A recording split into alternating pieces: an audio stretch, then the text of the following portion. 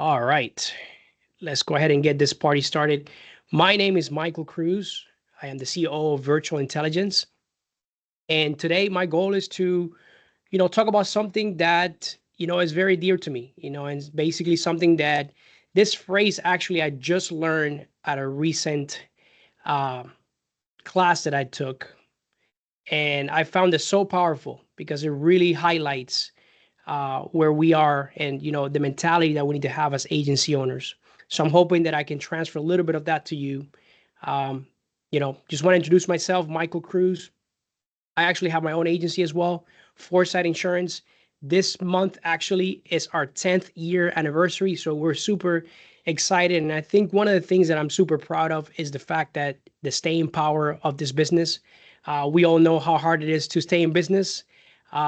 And the good news is that, the longer you stay in business, the easier it gets a certain way, right? There's different levels of hard, but definitely you get better at what you do, and things do get easier with time. So anything that I'm going to cover today, is not a theory. This is like real stuff that I'm doing in my own agency. This is stuff that had to learn the hard way, and I'm hoping that it helps you. So with that being said, let's get this party started. And I'll start with a very interesting story. I last week announced, this webinar, and one of the things that I saw is that there has been a lot of M&A activity for the last few years. We all seen that, right? And one of the things that I said is basically that in this webinar, I was going to talk about this, so if you wanted to stay in the game as an agency owner, attend this webinar, because I'm going to talk about two of the main reasons why people sell their agencies essentially. And I know we can think of like thousands of reasons why people, actually sell, an agency or not. But really, when you boil it down, the two main reasons why people sell their agency is because they run out of money or they run out of energy. So what does that mean? When you run out of money, that means maybe you're not making enough money. That's why maybe you need to go and maybe sell to become an employee somewhere else, which is fine. This business is hard and every situation is different. Um, and then the most important one that a lot of people don't talk about is that people run out of energy. You know, if you can put in the chat there, have you ever thought of it that way? Like, have you ever thought about running out of energy? Is that something that has gone, through your mind? Maybe it's not that exact phrase, but it's something that, has resonated with you. And that's basically where a lot of people are. If you go on the Facebook groups, a lot of people are talking about burnout. Burnout is a real thing right now because we've experienced one of the hardest markets in the last few years. We've lost carriers. Um, there's been a lot of M&A. Like there's been, cancellation of appointments. There has been significant rate increases that makes people shop around more than ever. So all of those are things that makes people want to say, hey, you know what? I'm done. This is like way too much. So very important to keep that in mind, because as an agency owner, you have to protect that energy. You are the engine. So if you're not protecting that engine, that company cannot go anymore. So something to think about. Okay. And why is it a lot of us either run out of money or run out of energy? Because a lot of times we have all of our processes stuck in our head. They're not documented, they're stuck in your head, or they're stuck in your employees' heads. They have been with you for a while. Things get done in the agency. You don't know how they get done. Everybody has their own way, but things get done. And that's kind of one of the biggest enemies of why everything is a bottleneck. Why is it so hard to hire people? Why is it so hard that every time you have to replace somebody, everything is a fire? Because everything is stuck in everybody's heads. That's why you can't step away. That's why if you take a day off or a week off, things stop. Sales stops, service stops. For a lot of people, that's the reality.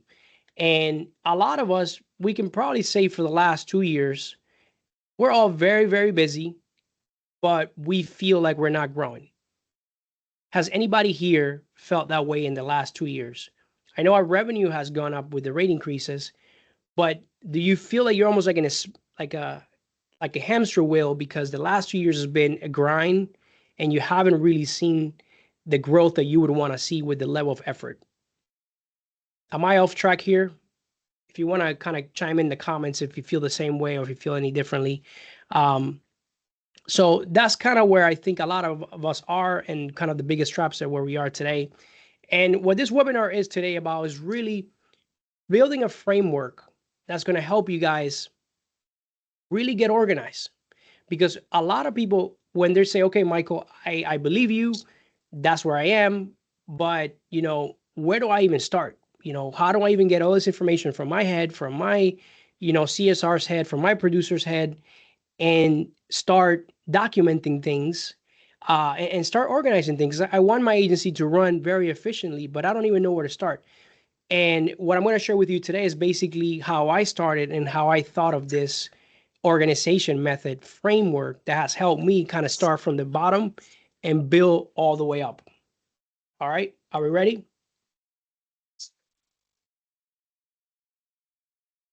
So we talked about this, and essentially what I started with as I kind of went down and started writing down all these ideas is that when it comes to my agency, I really broke it down into 5 main areas.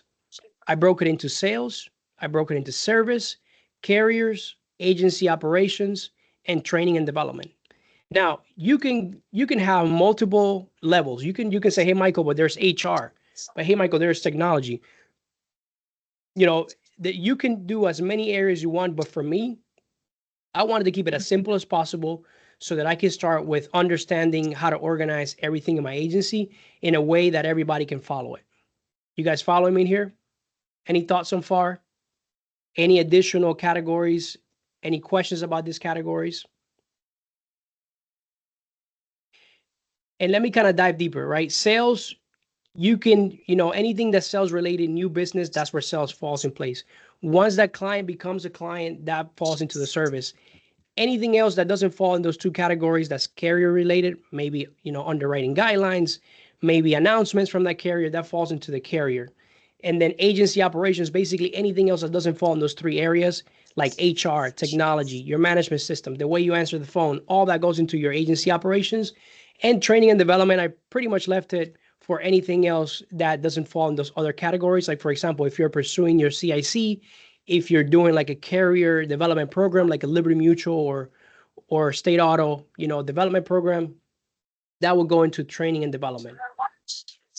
Any questions in the chat? What do you guys think of this structure? Any questions on how to use it, how it would work?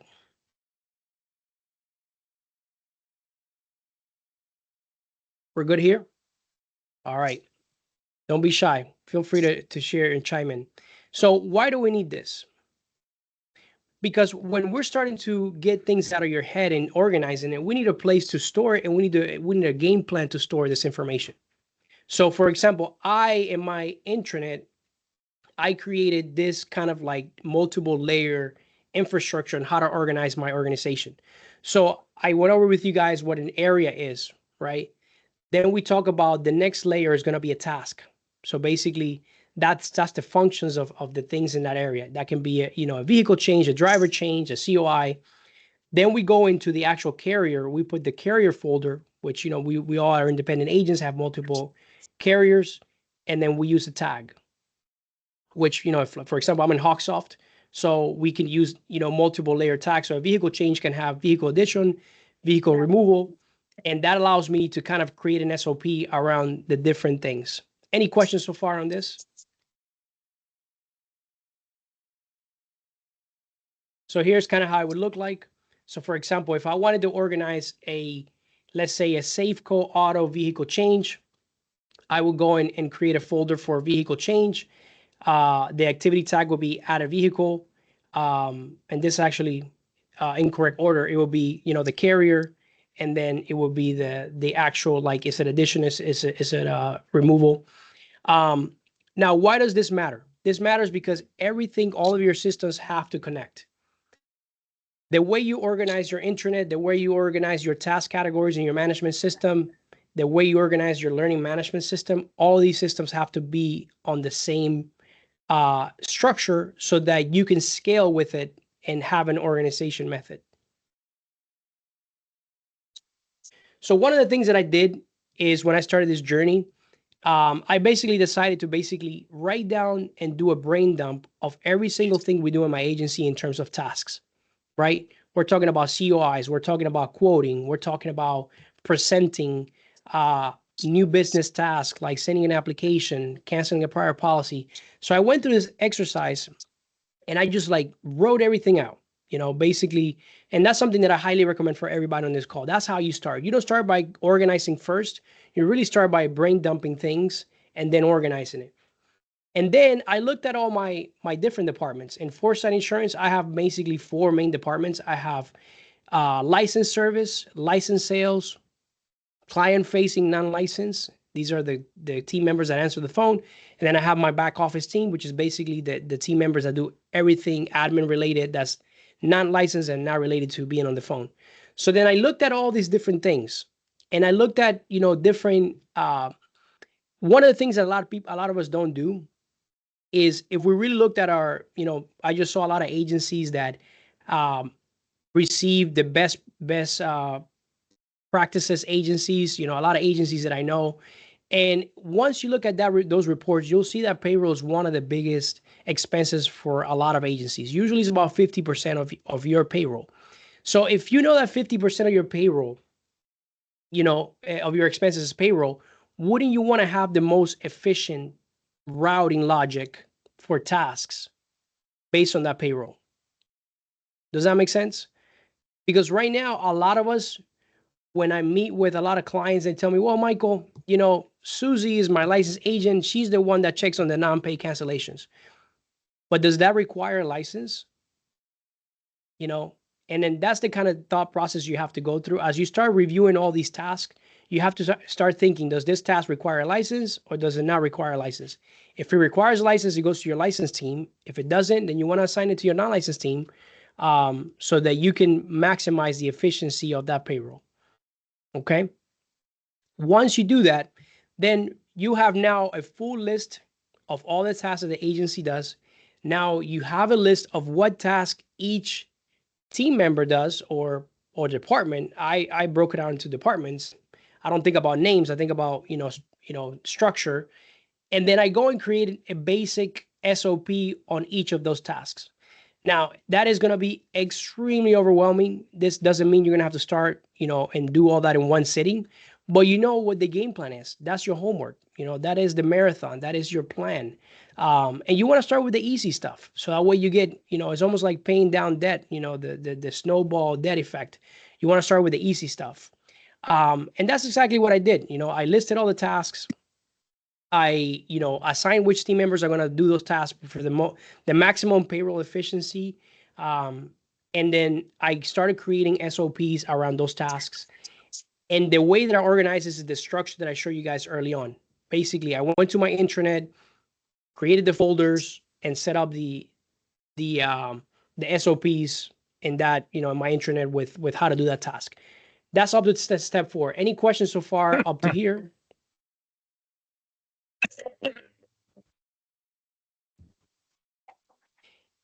And then once you do that, you're like, Michael, okay, so how do you teach people this? She was going to look into it. She'd call me. Oh, we may need to mute your line. All right. I think there's a way to mute all. Okay, perfect. And so once you get to this, once you get to the organization of the SOPs, now I ask myself, like, how do you teach all these SOPs? And Matthew, to answer your question, it's a combination of things. Sometimes we use Loom to create the SOP. Sometimes it's just kind of a step-by-step with screenshots.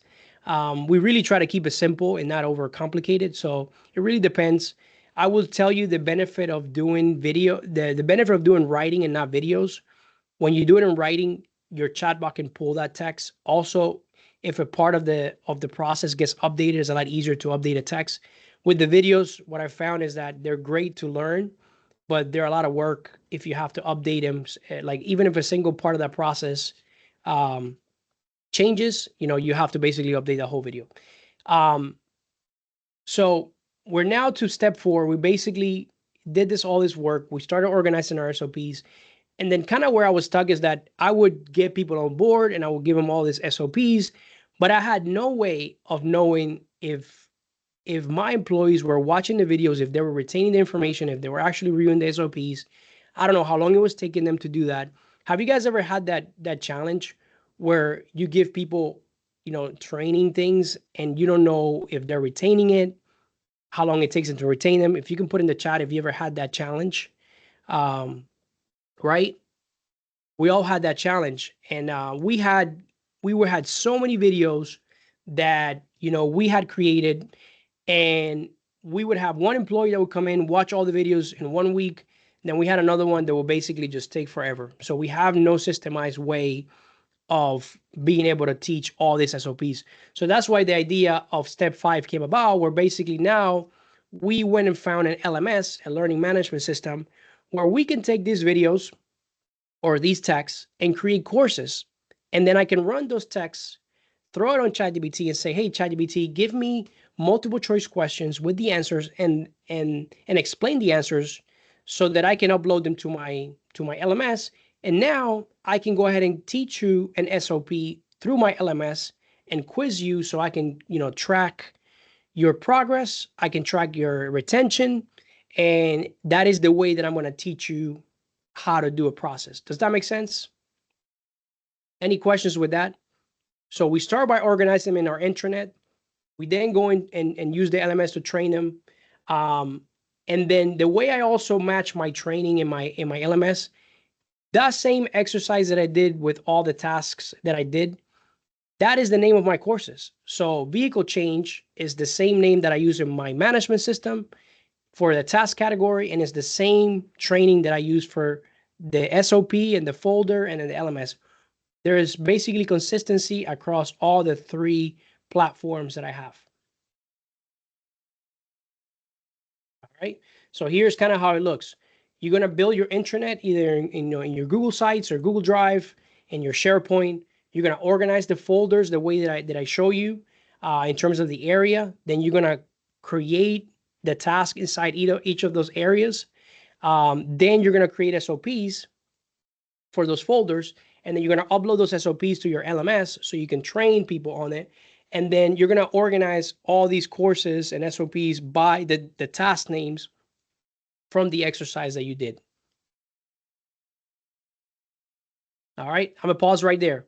I know there's a lot to process, but that's kind of the process that I went through when I was, I've been organizing Foresight for many years, and this year has been one of the most intentional years for me to do this. And that's kind of the framework that I've built for me. So I want to pause right here and see if anybody has any questions about this so far.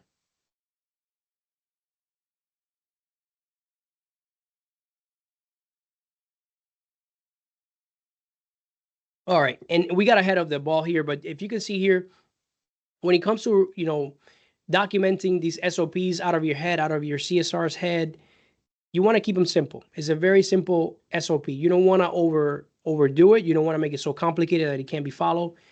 A lot of times you start with recording your screen. Now Loom has an AI feature that takes screenshots and also is able to map out the SOP. And one of the biggest realization that I had is when I started doing this myself, it was very overwhelming and I was the only one doing it. But what really changed was when I started delegating it to my team, and I used that framework that Dan Martell uses, which is the 10-80-10. Basically, I kind of spearhead the first 10%. My team does the other 80% of like documenting, and then I go and review it, and I put the final 10% myself so that I can approve that SOP. Every SOP that I build, I'm basically thinking about, this RACI framework.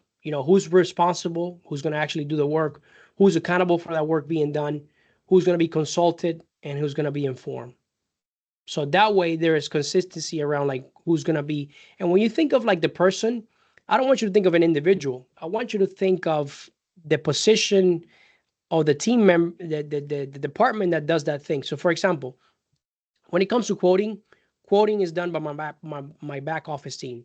When it comes to sales, let's say, binding a policy, that's done by my sales license team. So I don't think of individuals. I think of team members. I think of departments. I think of roles. Um,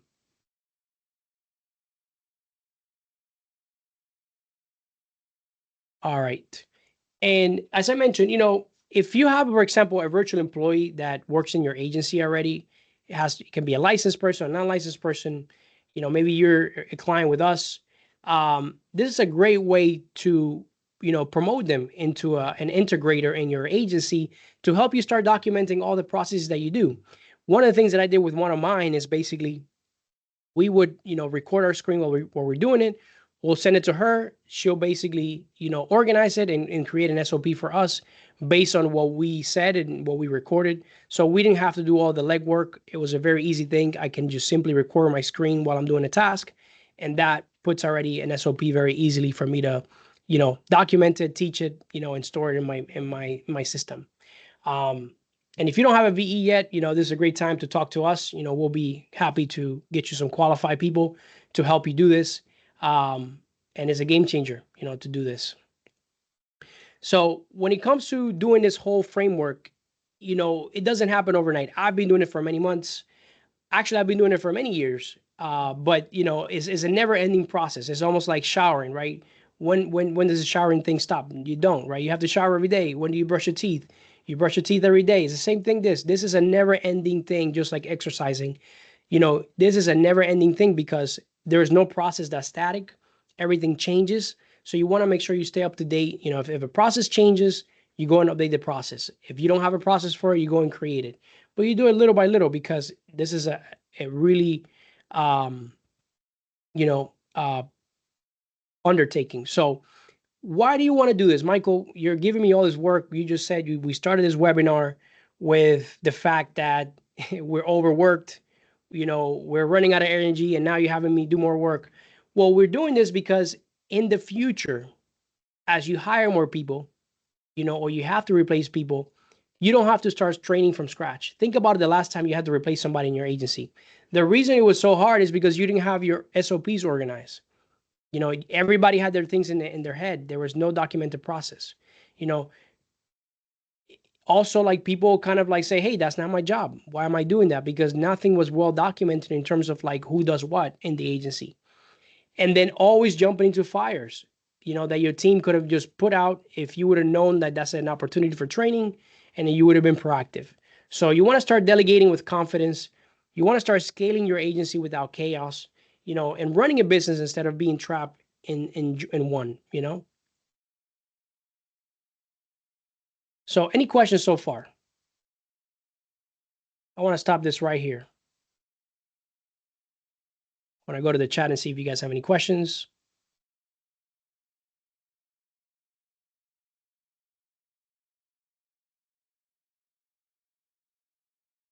And I want to talk about a few things that I took some notes here of when it comes to documenting. So when we're designing these SOPs, we're designing them for efficiency. We want to try to figure out a way to get things done faster. We want to utilize automation as much as we can, and we want to increase the order and reduce the messiness. And this is going to automatically reduce the stress in your team. It's also going to help you reduce costs, as we talked about earlier. It's going to reduce costs because now you're routing the task to the lowest cost employee, versus before. Just because one person's been doing it for the longest doesn't mean that they should be doing it. We're also designing these SOPs around the client experience. That is the most important thing, right? Just because it's convenient for you and your agency doesn't mean it's a good client experience. So I see this a lot. For example, I'll give you a perfect example. Right now with the AI receptionist, a lot of agencies have an AI answering the phone. We have one too, but we use it for over call flow and after hours when we cannot pick up the phone. A lot of agencies are toying around with basically having the AI receptionist answer the phone first. That's a perfect example of like something that just because you could doesn't mean you should. Does that make sense? Okay, so we want to design these SOPs around the client experience. We want to design them around the most cost efficient way because we know payroll is the highest, cost. And, this is how you're going to get your freedom back and get the chaos reduced, because you're going to start automating the way you do business. And this is a perfect time to kind of go over. I'm actually been working on this for many months. I've been building basically a course to basically how to take this experience. I had a call with Jason Cass the other day, and he's like, Michael, why are you doing this, man? Just basically do it in your own agency. Why are you taking the time to build something, and teach it? And I say, well, because every time that I talk to my fellow agency owners, um, what I keep seeing is that a lot of the challenges that people have, I've been blessed enough to be able to overcome.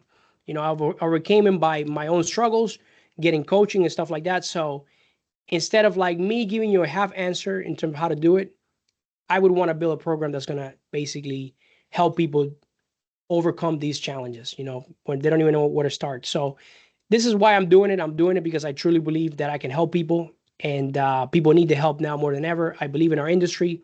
I believe in our profession. And, this business does get easier when you do the right things and you put in the work. But when you run it in a reactive manner, you're always going to be in the same boat, right? You're always going to be overworked, not taking enough vacation, always, reacting to when you have to replace team members or when you have to hire somebody new. So if you want to learn more, this is my website, themichaelcruz.com. They didn't have michaelcruz.com, so I had to go with that one.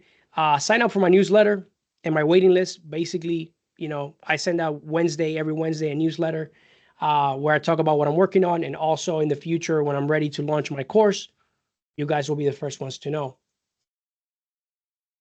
So at this point, I kind of want to open a Q&A, and if you guys want to um, go ahead and turn on your camera, and if you want to come back on, or if you want to raise your hand, we'd love to kind of hear, what are some of the biggest operational pain points that you have right now? Where are you kind of stuck with all this? Have you tried organizing your SOPs, or any questions you might have about delegating to a VE and things like that?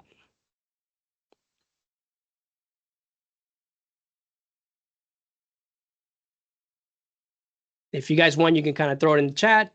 You can come on the camera, whatever is easier for everybody.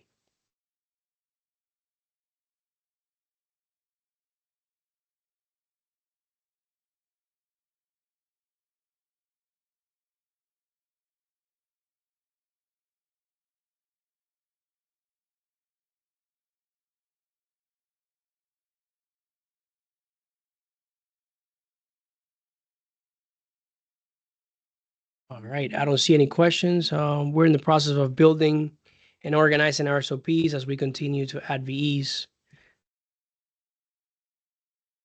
Hires with prior insurance experience, getting them to do it our way. Yep. Yeah, so I want to kind of address some of these feedback, and here's the website. So let's talk about the first, hiring people with prior experience and getting them to do it our way versus the prior way. And I think that's one of the challenges I've even had in my own agency, when my own agents are used to doing a process a certain way, and then I come around and I find a more efficient way, or I simply want to change it because I learned something new that could improve the process, the experience. And I think it really comes down to having a difficult conversation and saying, hey, I am the owner of the agency. I am the one that has to take the risk here. I need you to trust me, that you have to believe that it is in my best interest to help the agency move forward. And, ultimately I decide what the process is, so I think sometimes you're having tough conversations that, you're trying to find the best way that, and when the agency does well, they do well as well. So sometimes people don't want to try something different because they want to take the path of least resistance. They're used to that process, but it's not necessarily the most, advanced process or the best way to do the process. And you as the agency owner, you get to decide, how to do it. We're in the process of building and organizing our SOPs. Yep. Do you have templates of common SOPs? So, we have basically with virtual intelligence, when we onboard our clients, we have the most common calls that we get in an agency, and we kind of go through them with you, so that with examples, so that you can map it out. And the way that came about before I started this whole journey of hiring virtual employees, I went to a call center in Arizona, and basically they told me, "Hey, Michael, we can answer your call after hours. Simply give us all of your SOPs on how to answer the questions, and we'll be able to do that for you." So I went ahead and built my SOPs early on, hey, if someone calls to add a vehicle, if someone calls to add a quote, what to say. I built scripts, processes, and that's basically one of the best ones that I can get, kind of recommend you guys. We talked about doing the task exercise of dumping all the tasks. Now you go in and take those and say, all right, what do I want people to do when someone calls for these tasks? And that's essentially how you would build around the most common calls. So that's where I would start. And if for the agencies that have onboarded with us, you've seen we have that built out that I use in my own agency. But I hope that's helpful. I'll see if I can maybe send it out to you guys.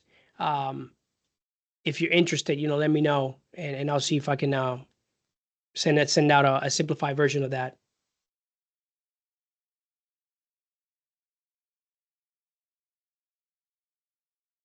All right, so this is another issue when something blows up, they come running for help before they even try to correct themselves. How do we change that mindset? So one of the things that I started doing is, um, I first go and say, hey, did you look at the SOP that I have?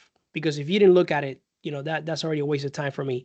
Did you go and ask ChatGPT, right? It's pretty cool now with ChatGPT. There's a lot of things you can do. We also have a chatbot that pulls all of our SOPs. So we're able to, basically, uh, they're able to find the questions to our answers from our documents, not so much of the knowledge from the LLM like a ChatGPT. Um, and last, I want to know also, like, hey, what do you recommend that we should do? I asked them before I give them an answer.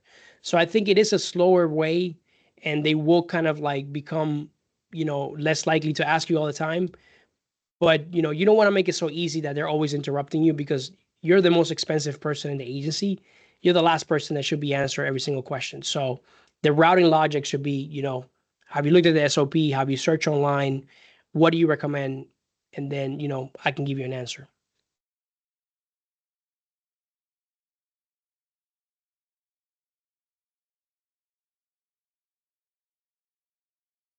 Any other questions you might have?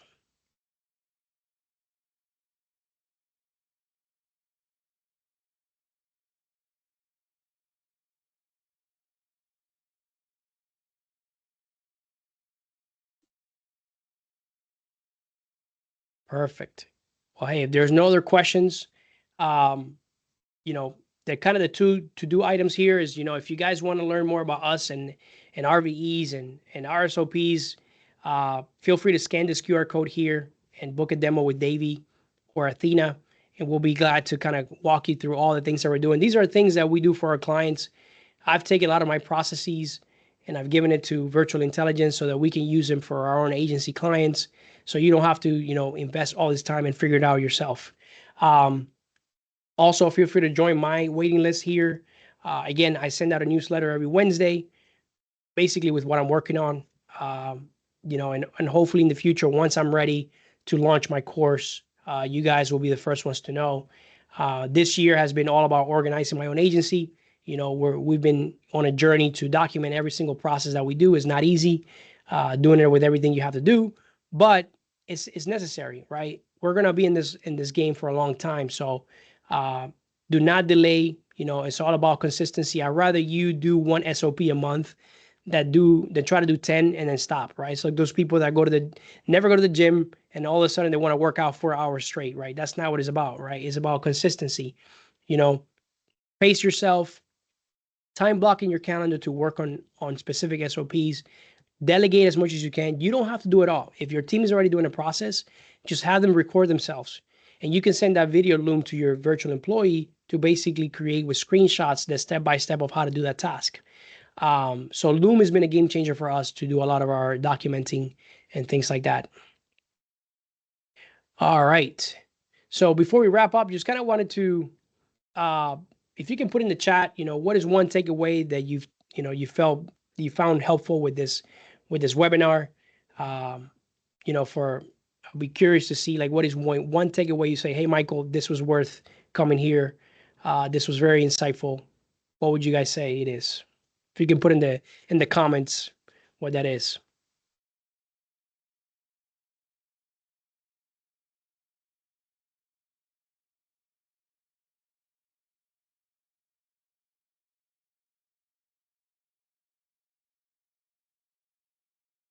Right. Yes, that's right, Matthew.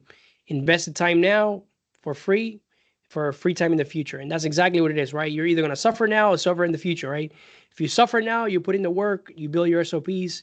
If you don't do that right now, you're going to suffer later when you hire somebody or you have to replace somebody at the last, minute. And now you're scrambling to try to create your SOPs and train this person. So suffer now is a lot better suffering. Yep, get it started into breaking down to departments. I completely agree. Start thinking of departments, right? Start thinking of teams. Don't think of individuals, so that you can route the task according to payroll efficiency, to client experience. That's the way to do it. The SOP creation has been a game changer. Glad to be part of this journey. Yep. Sophia is my executive assistant. She's actually in this call, and she's been a key player into doing this. And what I'm going to do is I'm going to try to get an SOP example for you guys of how we do a basic SOP at Foresight. If you want to put your email in here, if you're interested in that, that's something that I can do. But again, when it comes to SOPs, don't overcomplicate it. There's never going to be a perfect way of doing things. You don't want to take somebody's process and make it yours, right? You want to create your own.